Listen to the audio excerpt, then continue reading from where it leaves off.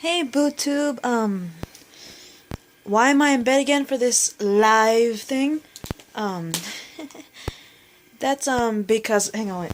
It's officially 9, but they're still showing the previous episode right now. But the reason why I'm still in bed is yesterday was my cousin's wedding, and my feet hurt because of my shoes, and my legs hurt because of all the dancing, and also the fact that my throat hurts because of all the screaming and laughing and all that jazz, and I was horribly drunk. I had a hangover today, most of the day, so, yeah. Anyway, they just finished the last episode. They showed the last episode, and they're currently showing the next one soon in a bit. So, I will see you after. I'll start talking during the commercials. So I'll see you then. Okay? Pause.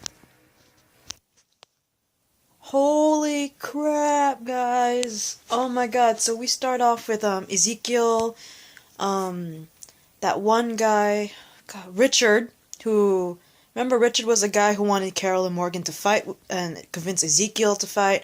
That one kid that Morgan was teaching how to use the staff.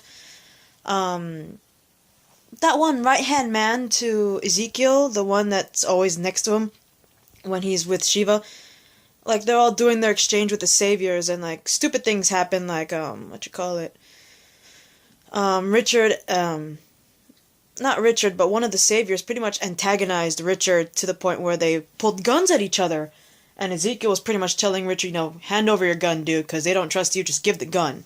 But of course, Richard, he did give the gun, but not without a side mark, and a small little scuffle happened to the point where Morgan is bleeding near his ear, and the savior took his frickin' stick that he got from that one dude that taught him how to use Aikido, and the kid fought back, which was pretty cool. Knocked the guy out on his ass. But what I really thought was cool was when they got back. Daryl, of course, he's there in the kingdom. He has a chat with Morgan, and Daryl's like, why are you doing this? Why are you doing this deal? And he also mentions Carol. He's like, if Carol was here and saw what they did to you with the cut behind his ear, and if she found out about Abraham and Glenn, she would pretty much do an all-out war. And Morgan pretty much, again, kept his promise to Carol and pretty much kept quiet. He's like, that's why she left. But of course, he didn't mention anything about the fact that Carol's not that far. Yes, she left, but she's still not that far away from the kingdom. So naturally, he didn't mention that, but he's like, yeah, that's why she left. But what I thought was pretty cool was Daryl was, he happened to pass by when Richard was training, because apparently he's training with a bow and arrow because the saviors are smart. He said himself the saviors are very smart. Like, they're smart enough to know that he shouldn't be equipped with a gun because he could like, just shoot the hell out of him. Hang on for a sec, guys. Okay, my bad.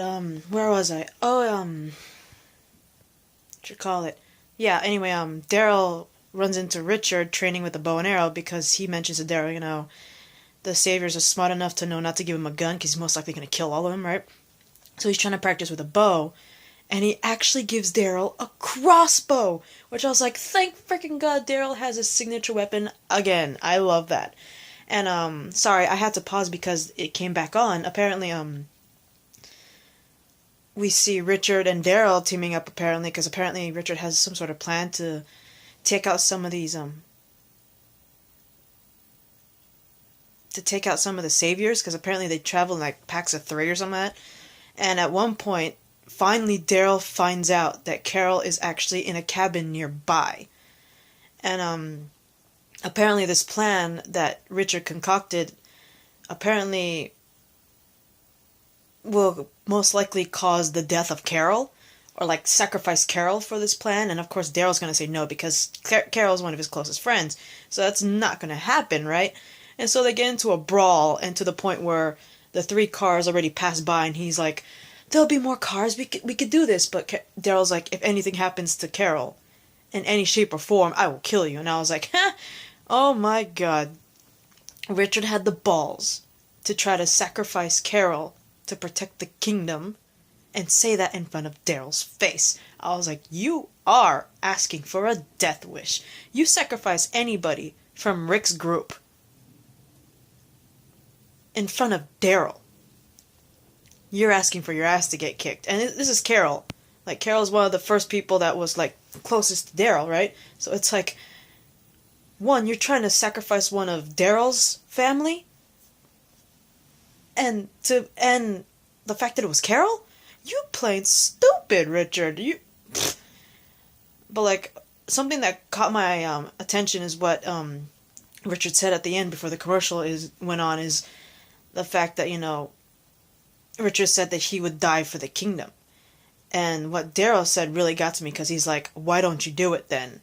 Which I was like, damn, because he's like, I would die for the kingdom, all that stuff. I really like the fact that Richard said that, not Richard, Daryl said that, because it's like, he's boasting so much about how he would do anything to protect the kingdom, and it's like, why don't you?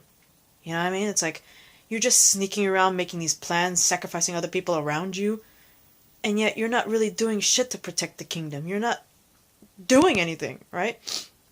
So it's like, yeah, take that, Richard. Take it. Suck on that, because Daryl just you. But anyway, I will get back to you after when the commercial comes back, okay? See you later.